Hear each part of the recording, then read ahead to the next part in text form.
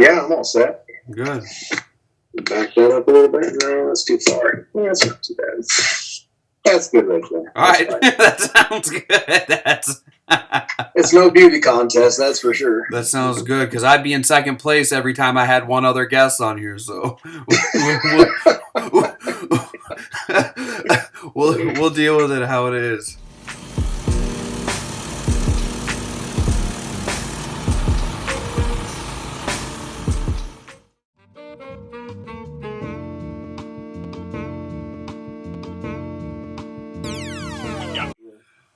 All right, welcome to Blacktop Banter. We're still giggling here as the pre-show conversation was going on. This is episode 16. I got to give a shout out right away to Al Mock. Al Mock and his boy Mason came over and visited me here in Lone Rock while keeping our 6-foot distance like we were supposed to and staying within all those guidelines. Really appreciate those guys coming over. Kind of mind-blowing for that stuff to be happening to me, but I know Al from way back, and it was really great to see him again. And I got to also mention our giveaway. Most of the stuff's in that box there, but we do have Brouhaha coffee in there, some hats, and some stuff from Liberty Supply, some spray tips, a Permapatch ice scraper, which we might have used today as it was snowing on us here in Wisconsin still, which is crazy. And then our Top Contractor School big prize is in there for an elite membership, which is very exciting for everybody. So there's 2 ways to enter this month. Subscribe to the YouTube channel and just let me know, hey, we subscribed, or share the podcast link anywhere on social media and just tag us and we will get you on the list. Well, I think last month we had 50-something, 60-something participants, which was crazy numbers. And this one I made a little more difficult to keep the numbers down, but also to sweeten the pot, as this is a good giveaway this month. So without further ado, let me get into the podcast and let our guest introduce himself, as we were laughing pretty good here before the podcast started. Why don't you go ahead, Keith, and introduce yourself? Well, I'm Keith Callaway Sr. I'm out here in Oregon, born and raised right here. Most of you, if you know any of the Callaways, you know Keith Jr. But that's all right. Nothing against you. He's just a little more vocal than I am out here on the interweb, as we call it. Yeah, but everyone has time now to get on the interweb, so I got you. That's what I do. Sure. I kind of target when everyone's weaknesses are there, and I was like, well, I know this guy's at home and in his house, and I know they have technical abilities. I'm going to get Keith on, so we really appreciate you being on. Yeah, very good. So tell us about K&L Industries. Back in the day,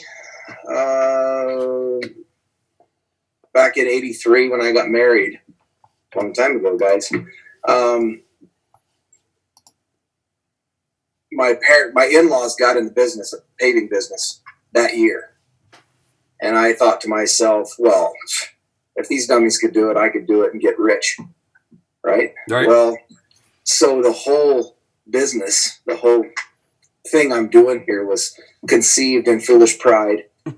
and so that's not the way to go, by the way. It's better to be a little more thoughtful about what you do. Truthfully, yeah. Yeah. And in '84, the year after, I decided that paving, I wasn't quite ready for it yet, so I grabbed a guy named Les. His name was Les Swanson. My name's Keith. Les was the L, and that's how we started. But about a year later, we just started doing general contracting, roof work, and other things. So 1985. In 1984. All right. Oh, in 1984. Okay. Yeah. And about a year later, that winter, we discovered we couldn't support both of us on what we were making, and he went back to the industry he was in. No hard feelings. We're friends to this day. But I kept K&L because my wife's name is Lillian. Okay, fair enough. So there we go. That's how that part was birthed. And then in 1987, pretty much full time, I decided, okay, I'm gonna make a go of this paving thing. Again, the in-laws came in. I worked with them for a little bit, got a little more training, understanding of what was going on. Bought a little dump truck. Actually, I didn't buy a dump truck. I bought a dump bed that slides into the back of the pickup. Oh yeah. Yeah. Okay, electric. And I put that in the back of my pickup, and me and yet another brother-in-law went out, and that first year we patched holes, we did small approaches, dump bed would lift 2 tons. Oh, really? Okay. Yeah. So if we put more on it, then we had to shovel it out. Right. Which we did a lot of that first year. Oh, about 6 months after all that, 8 months, I finally decided I traded that pickup off for a little dump truck, and the roller we used that whole time was borrowed. Oh, okay. Borrowed from yet another brother-in-law, and so we have quite a history of never having enough equipment, never having what we need to do the job. That's not the way it is these days, thankfully, right. But that's what the history felt like back then. Oh, man. Years and years. I bet when you didn't have to shovel out of the bed anymore, then you had that bigger dump truck. That was a relief. But it tends to be like Thanksgiving dinner. Your eyes are bigger than than your belly is, and that's how it is. I think with asphalt. Same thing. So of course. Go ahead. Shooting for the bigger job all the time. Shooting for it all the time. Yeah. So once you really bit off in '87, like you were saying, when you were like, all right, we're going to make a run of this thing. What was your motivation and your belief that, hey, we're gonna go ahead and stick our neck out a little bit for this thing? What helped with all that? Well, I'm going to try to paraphrase my story, but those of you that know us know that Keith Jr. is the oldest of 7 kids. Okay, so by the time '87 came along, let's see, do the math. I had 3 kids and another one on the way already. I was 2 years old, at that point. Yeah, so in late '87, I already had number 4 on the way.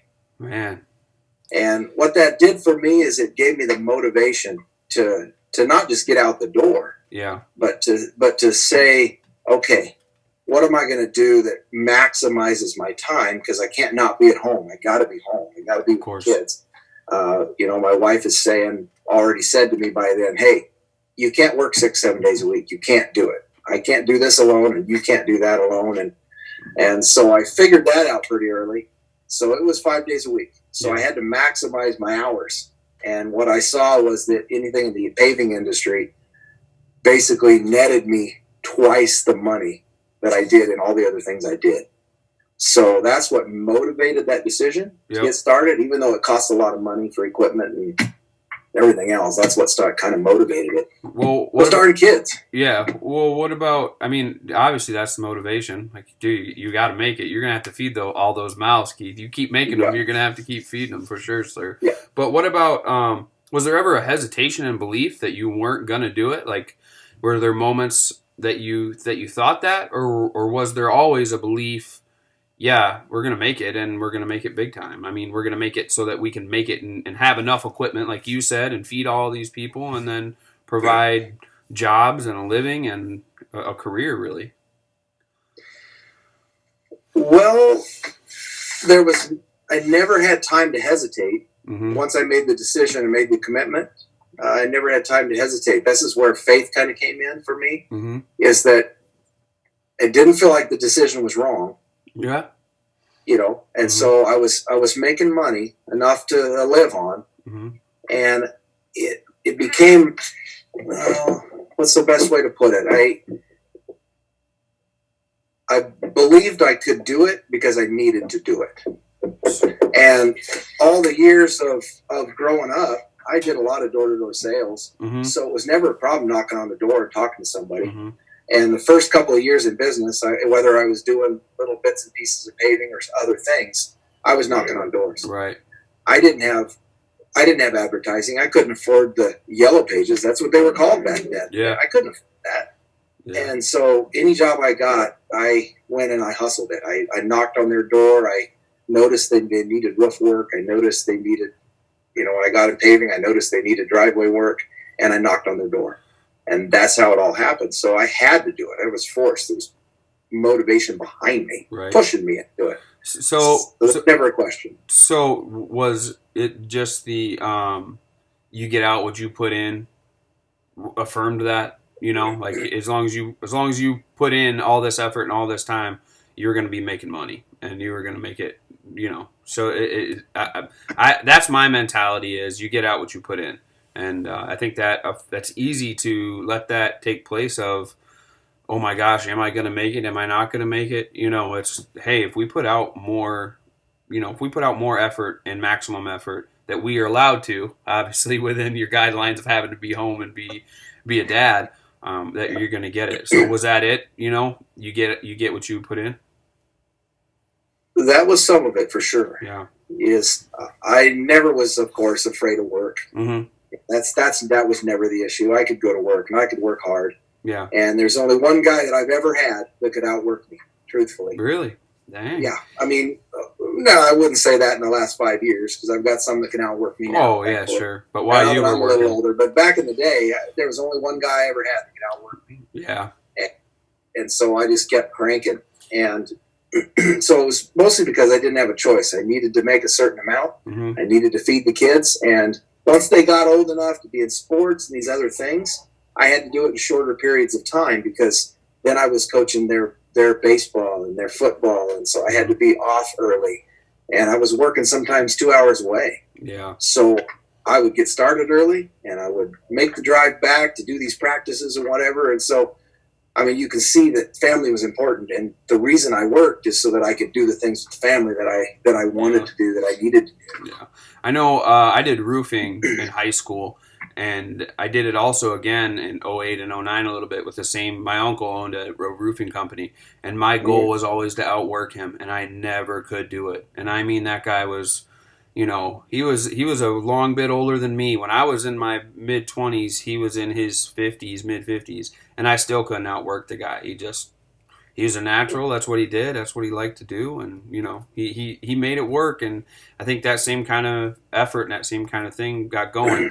The question I want to ask you real quick before we get talking about faith, because I know you guys are faith-driven. I'm also faith-driven. I want to know about when you got to that point to where you needed, when the kids started to do sports and you had double or more kids than I have. Was there a worry or was there a hesitation when you had to start hiring people to take over certain roles that were essentially your role at K&L? Well, like I mentioned earlier, I had a lot of brother-in-laws, and so there were periods of time when I would do it all myself. Mm-hmm. And I would rely on guys that weren't particularly skilled and qualified to kind of finish up jobs for me, and they did pretty well. Good. And then other times I would just kind of work my way into a kind of a quasi partnership with one of my brother-in-laws for a little while to take a little pressure off. Mm-hmm. Didn't always make more money because we were splitting the profits, right, but it did take some of the pressure off. So there were a lot of years where I would just kind of work for several months or a whole year with somebody else. And I always put my part in. I did the hard work. I knocked on a lot of doors alongside of all of them, but it just made it easier at times. And so I was committed and I was always in 100%, mm-hmm. but I always had to try to find ways to kind of survive it. Yeah. Internally and emotionally. And that was one of the ways I did it, was just kind of partner up with people. Yeah. At periods of time. Yeah. Every now and then on a project, but usually it was for several months at a time. I gotcha. Yeah. We do the same thing with our paving partner. We do the same thing. That it's guaranteed that if I get a paving job, I'm with him. We're splitting whatever it is, and mm-hmm. that's the way it's been with him and I now for a while. And that's how I take care of it. Because if I was trying to do it myself, I'd have to bite off all that overhead. And then I would be devoted to those projects for those amount of times. Meanwhile, the maintenance side is going crazy. And if I'm not over there, I'm not going to be able to handle it and do it. So that's a good piece of information to do, is to find a good partner like that you can do it with. I want to know about faith, and your guys' faith and your family's faith, because I know your son, Keith Jr., him and I have kind of connected on that point of faith. And I know him and I have a conversation that's supposed to be coming up down the line, but also, that is instilled in the home by the parents, more than likely, in 90% of the situations. And a lot of faith and belief in faith, and I know when I talk about faith to my children, it's because I have had life experiences that have made me say, this is a real thing and you better keep the faith up. Do you have any examples like that? Do you want to go ahead and tell us about your faith, Keith? Well, uh, I guess when you phrase it like that, it's I have to reaffirm what most people probably would, is that it's a journey. Yeah.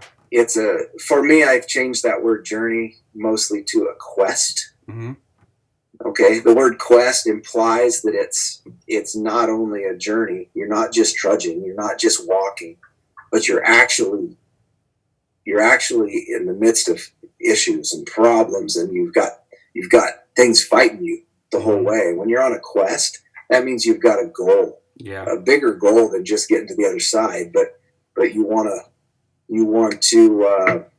improve. You want to become the kind of person that you were born to be. Sure. And that's the thing that I've really enjoyed the last several years, mm-hmm. is looking more and more at, is that I realize that my crew and the guys around me, what they need more from me is for me to be better every day. I got you. But back in the day when I was raising the kids, I mean, man, I was flying from the seat of my pants, and yeah. I was like, I don't know how to do this. I was just telling one of my sales guys today, he's known me a long time. He's actually an ex-brother-in-law. But I was telling him that one of the biggest moments in my life was when I had 4 kids and number 5 was on the way, and I was freaking out. I was literally, I don't think I know what to do.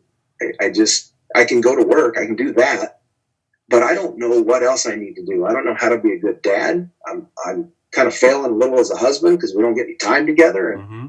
and the house is too small and all these things. And we lived there for quite a few years after that also. And so the house wasn't really too small. It just everything was coming down on me. And what I ended up doing is going back to some things that I heard from some really wise people, my dad being one of them. He'd say, son, if you want wisdom, then go to the person that is considered in all of history to be the wisest person. And I looked at him like, what are you saying? And he said, son, Solomon was the wisest person in the world. God granted him wisdom mm-hmm. beyond anybody else. And almost the entire book of Proverbs in the Bible was written by Solomon. Yeah. He said, so if you're wondering what to do, if you're wondering what to be, if you're wondering how to act in certain situations, son, I suggest you go and you read Proverbs, and you read it a lot. Yeah. Because that's what you're going to need to know. Literally, it's all there. There's some straightforward Proverbs in there, Keith. I'm going to be honest with you. Yeah, that guy didn't pull any punches. Yeah, he'll get deep, and then some stuff is surface deep. It's pretty blatant, One of my favorite ones is when he's talking about, arguing with your wife will keep you on the other side of the roof. You know what I mean? It's like, well, yeah. That's true. It's a true fact, and it's pretty blatant. It's a true fact. So once you started looking into Solomon and Proverbs, then what happened? Well, I made a commitment. At the time, had a pastor at the church do a sermon, and he basically redefined the word vow back from, the Jewish times, mm-hmm. children of Israel, what it meant to make a vow to God. And since I felt like I was on my heels my whole life. Everything in my life was crazy. I really was ready. I was ripe for that. And so I basically made a vow to God that every day of my life, I would open the book and I would do my best to take a little bit of wisdom out of it. Right. Now, has that happened every day of my life? No, I've probably missed 100 days in 30 years of opening the book. Yeah. Okay. And probably missed 1,000 days where I got nothing out of it, truthfully, because I was too tired. I didn't see it. Whatever was there, I didn't see it. Mm-hmm. But I was just telling that same salesman this morning that the thing that mattered to me the most in those moments was that act of obedience. I made the commitment. I made the vow. So I opened the book. That act of obedience brought a certain ability to bring wisdom in, to have the eyes and the senses be available. Sure. And then it gets to the mind, which gets to the heart, and eventually over time. And then it becomes more of more of a habit of thinking, Mm-hmm. which isn't that really what we all need? We kind of need to be filled up. Yeah. And if we're filling ourselves up with talk radio or Netflix, music, Netflix, music, yes, or anything else, all the outside influences, yeah. That's right. And you know what? I like all those things. Yeah, I do too. But every day, this is the way I started putting it a number of years ago, is that every day it's like taking a vitamin out of the bottle, the wisdom bottle, and I eat that vitamin. Mm-hmm. Now, does it affect me necessarily today? Maybe not. But by the time I finish that bottle, I feel better. Yeah. I am better. I am wiser. By the time I finish 100 bottles, I'm a lot wiser. Right. Right? Yeah. Okay, so I don't go without that wisdom vitamin. I don't go without it. I have to have it. Anymore, it's a need. Yeah. I lay down on my bed, I turn the light out, and I go, whoops. If I haven't opened the book by then the light comes back on, and I open the book. Bottom line, I have to do it. Yeah, same thing. I actually do it in the morning. It's on my morning ritual. I'll wake up and I will read 9 pages of some other book, and I'll at least start on 1 page of scripture. So right now I'm in Isaiah, but and there's been times when I think I'm on my 3rd time through the whole darn book, man. So I'm excited about it because this time through, I'm an older human being than I was when I first read it. And I'm a different human being who has seen different things in the world and had different experiences. And now some of these scriptures are meaning different things to me than they meant when I was younger. So I'm starting to get that feel for it again now as I'm becoming, I don't want to say middle-aged, but pushing on the door of getting closer but pretty to much, middle-aged. yeah. Don't say pretty much. Yeah. So, I'm getting to where there's things now. My son reads in the morning. He doesn't read scripture, but he'll see me switch, and he'll start to ask, well, what did that say? And what did this say? And I think that that's a big deal because you have – how many children do you guys have, Keith? We have 7. So you have 7 kids, and, being a mentor – and being just who they can see by example. My kid, maybe one day, if something happens to me, a tragedy, he'll remember his dad read that book. And his dad, if he hopefully he remembers me in a positive light, which I think he will, maybe he'll know that had an influence on him. So, there's things not only about life and personal things, but you can witness things in business that go hand in hand with some of those scriptures and things back and forth that guide you in the right direction. It became less of a guidebook for salvation after I was saved, and more of a guidebook for life. And you just realize if you proceed in life following this book, good things will come your way and happen. Yeah, in Proverbs it talks a lot about the fool, mm-hmm. which means there's a lot of there's a lot of examples of what not to be. True. Yeah. And it also talks about the wise man and the wise child and the wise father, and all those things. Yes. Right? And so I need to know in each spot in my life how I need to act and what kind of person I need to be on the inside. And that's where I get a lot of it. Yeah, and I think some of those proverbs, at one point they were me. And now I'm able to use some of those proverbs and repeat them and say, son, it says this, and then he'll realize, oh, maybe that's me. So I'm really thankful for that, and I'm thankful that we all connect that way. So with faith now, and I know you were talking about your quest, and a quest being goal-oriented, as you've seen the kids doing their thing, I've seen Keith switching gears the other day in a Zoom in the dump truck on the way back. He was just listening, had his phone sitting there, but I could see the gear shifter. So Keith wasn't watching the video or doing anything like that, but I could see the gear shifter and him, flipping switches and pushing clutches. And I wonder, what is your goal now, Keith, that these kids are older and doing all these things within the industry and some not, but at the same time, like, what is your goal personally on your quest now that it's getting there? I know I talked about legacy with the APS guys, but I want to talk about your quest and your goal. Well, what I'm passionate about is what's the word I'm looking for? That I'm for yours. an influence. An influencer, you know, yeah. that I'm an influencer, that I inspire somebody in some small way. You know, I'm a kind of a gregarious person. You know, I like fun. That's really the main main thing that drives me. Yeah. Like if my guys are kind of, we have a bad morning and we're kind of messing around and we're not getting the job done, come about 3:00, I start getting angry. Oh yeah. Because I'm like, guys, we should have been out of here at 2, or we should be leaving right now, and we got 2 hours left, and I'm not happy about this. Right. You know, and so fun on the other end, enjoyment, being with those that I want to be with, not doing the grimy work of paving, is where I want to be, and you're keeping me from that.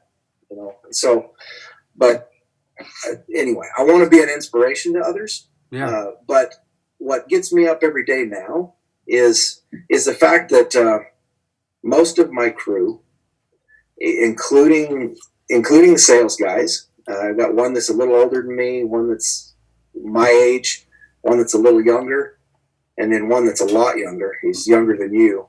That's the sales guys. But then I've got a bunch of guys on the crew that are mostly younger than I am. And I can count on one hand the number of them that have fathers.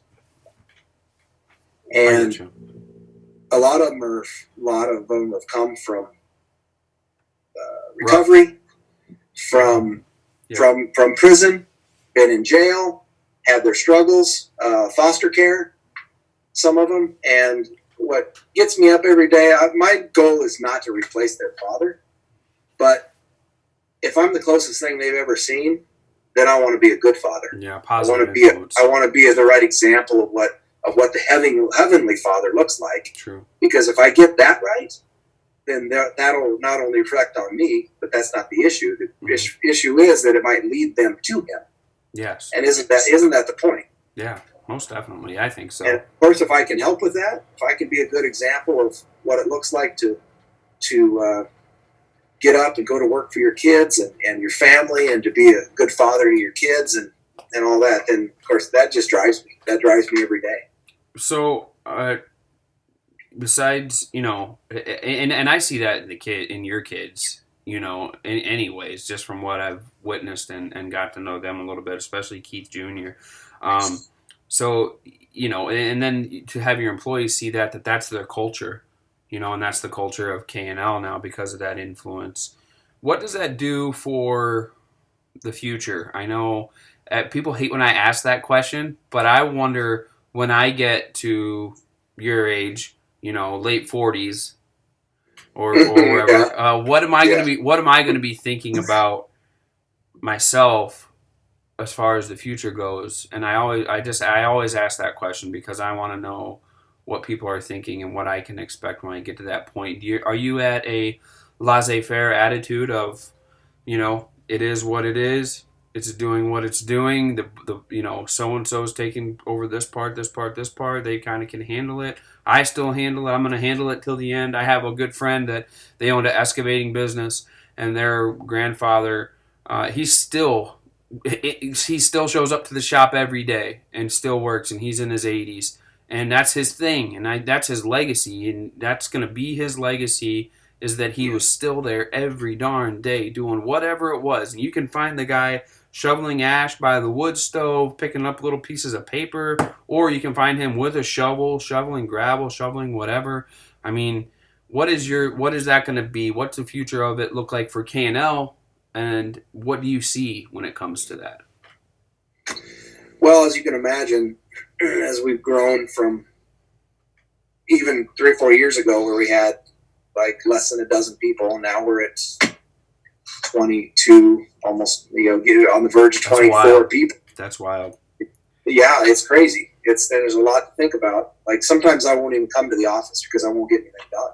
Oh, sure. I mean, there's just too much going on. It's easier to sit in a parking lot in my truck, and then I can actually think clearly. Yeah. But that's a good problem to have, is that when I come here, I mean, not right now because we're social distancing and all that. Right.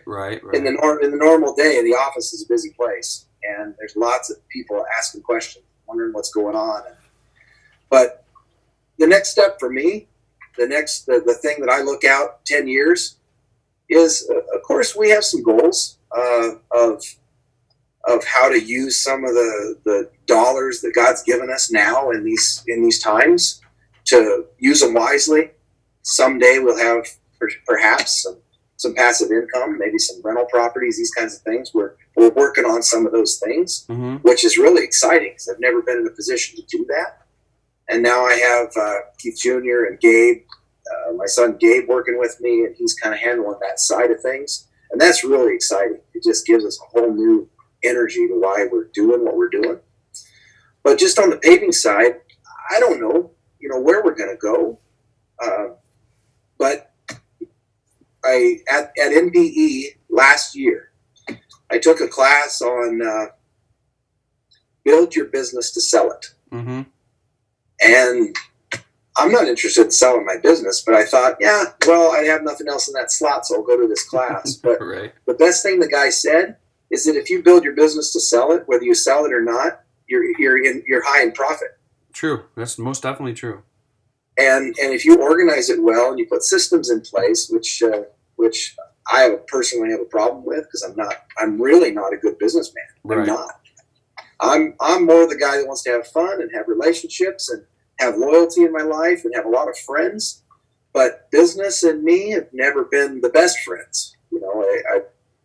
I just am still in business because I always had to be, because I made the choice. and at times that did drag me down. It really did. It was a grind at times. It's like, I feel stuck. I made this choice and now I'm stuck. Mm-hmm. But when I talk about today, I'm not stuck. Yeah, that's good. There's a lot of wind in the sails. There's a lot of moving forward. The fact that I could be something that perhaps can be eternal for my crew, for their families, for the people that work around me. That's super important. And then I hope someday to do more mission work. I've done a lot in the past, taken all my kids as they've grown up and gotten into their teens and 20s to other countries. I have one of my kids that's, as soon as the lockdown is over, he's moving to Africa. He's got his place, he's got his thing going, and it's already set up. He's financed and everything's ready. He's moving to Africa to be a missionary there. And the good part is we get to go be part of it at times. Sure, yeah, most definitely. And so my future, as I look out there, it's paving is a way to do that. It's one of the ways that we can say, okay, that gets us to the next step, which is possibly some ability not to be on the job every day. Yeah, which I'm not. The last 2 years, I've transitioned way more to being in the office, to spending a lot of time on the phone with customers or reps, accountants, lawyers, suppliers. All those things that if I put those in place, if I do a good job with those things, then the guys out in the field could succeed. Yeah, and that's another thing that really turns my crank, that gets me going. Is if the guys around me are succeeding, then I've succeeded. Yeah. And if I put those things in place, if I stop the garbage from getting in their life and they can do their job, then I've done my job.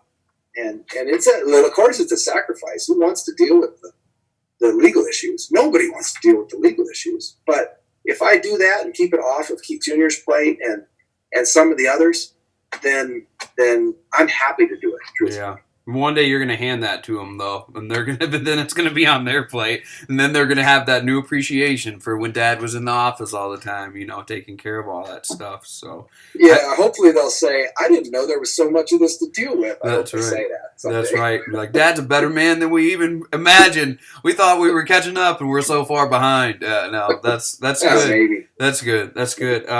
I'm with you on that one, and I think that's a very noble goal to have, and I think that's a very positive goal to have. And Keith, even if they take away all the paving and K&L Industries and everything, and your goal is still the mission work, your kids being there. I have a friend right there in that picture. Her name's Lindsay, and she went to Africa as a missionary, and we support her here in our state still as she does missionary work on college campuses and things. But her sister is with Africa Inland Mission, and they, she's there, and we support her too. She's next to her there. We support her too, and it's just like, holy cannoli. And then when I do mission work for Guatemala, which they've captured my heart, I'm probably never going to go anywhere but Guatemala.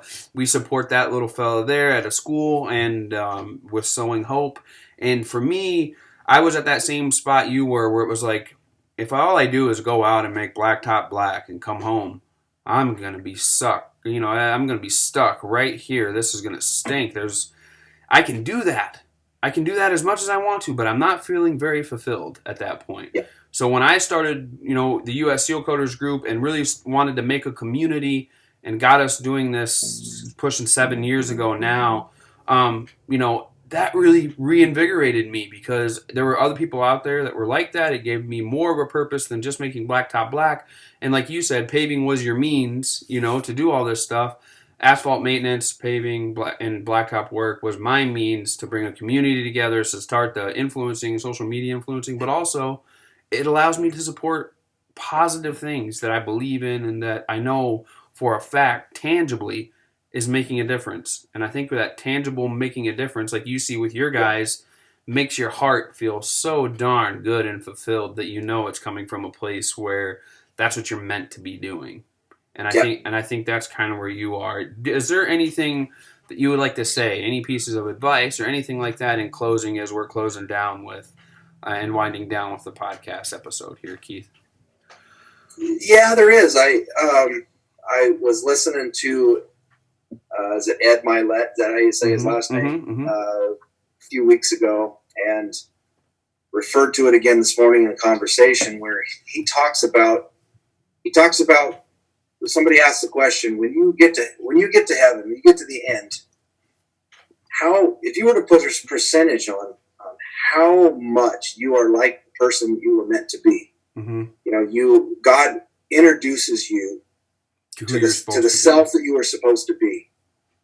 How close do you think you are right now? And I was surprised at what he said.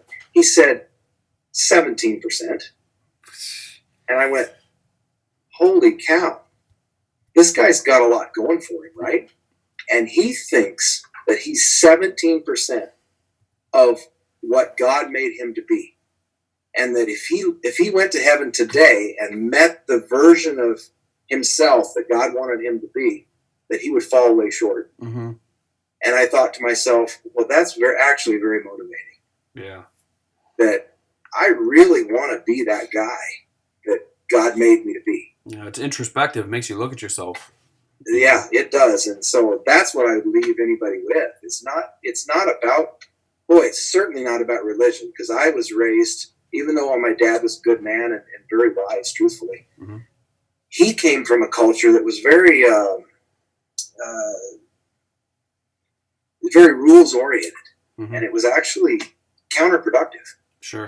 And so I've spent my whole life fighting against those rules, but to try to make more of it a relationship with the God that made me. That made you, yeah. And that's why that thing that Ed Milet said rings so true to me, is that the God that made me actually has a plan. And the plan doesn't include a bunch of rules. Right. It includes freedom and liberty and amazing joy and peace, and the word I love the most, fullness. Yeah. It includes fullness. And man, I want to be full so that I overflow. Yeah. I've seen times like that in my life where I overflowed, and man, I want to be that guy every day. Yeah. Very good. So, I think that's a good one. I think that's something people can leave with and look at themselves and think about that. And maybe if you put in a good word, Ed Milet will get on the podcast and he'll explain it to us in detail a little bit better. But we'll see what we can do. I hope he will, man. I will be applauding you for that. I appreciate that. We'll see. I can pull strings, but I don't know about ropes. But we'll see what happens. He's a big dude. He is a good dude. All right. We really want to thank our sponsors, all of them that you hear before and after the podcast. If it weren't for them, I wouldn't be able to do things like the giveaway and some of the things we have planned coming up here. Hopefully after the social distancing is over, we can get some of these things in order as we have works with some of these sponsors that we want to do bigger things for our industry. And if we team up, we can do more. Team up like we did with Keith on the podcast here. Keith, thank you so much for being on the podcast. I know you and I tried a lot to get this going. We really appreciate it. If people want to find out about K&L or yourself, how can they find you? Well, we're all over Facebook. Yep. That helps. Yep. Facebook and Instagram. Cool. Just find Keith Callaway, Keith Callaway Jr. We're on LinkedIn also. Mm-hmm. K&L Industries.